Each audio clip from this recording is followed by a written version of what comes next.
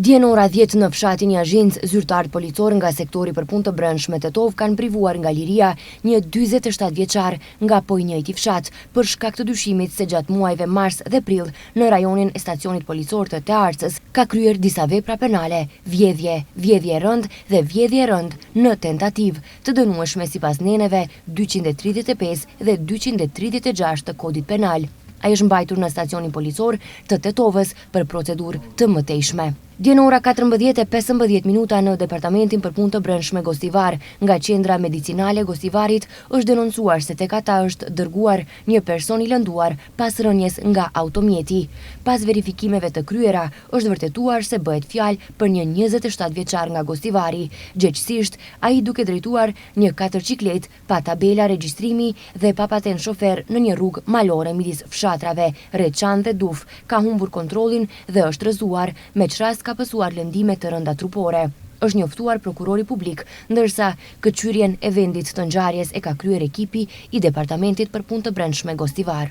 Dje në ora 17 në rrugën Blagoja Toska në Tetov, zyrtar policor kanë privuar nga liria një 19 vjeçar nga Tetova, i cili u kap duke drejtuar mjetin tip Mazda pa pasur patent shofer. Dje në orën 13 në bulevardin Iliria në Tetov, zyrtarët policor kanë privuar nga liria një 41 vjeçar nga Tetova. Gjatë kontrollit është vërtetuar se ai drejtonte automjetin Mercedes me targa të Tetovës, edhe pse kishte masë aktive ndalese për drejtim të mjetit motorik të kategorisë B.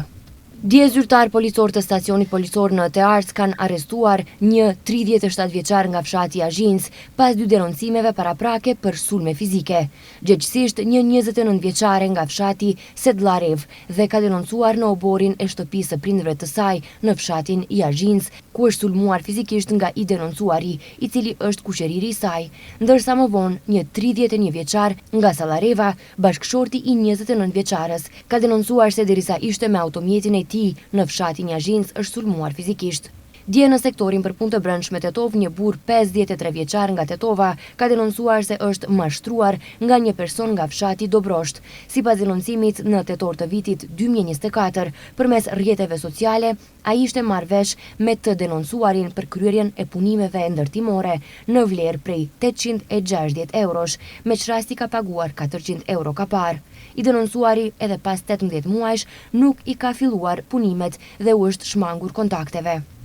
Dje një 63 vjeçar nga fshati Gjepçisht ka denoncuar se derisa po kthej me traktorin e tij nga Ara, është ndaluar nga bashkëshatari i tij, 34 vjeçar nga po i njëjti fshat, i cili e ka kërcënuar me thik dhe më pas e ka goditur me bishtin e sapatës, po ndërmerren masa për zbardhjen e rastit.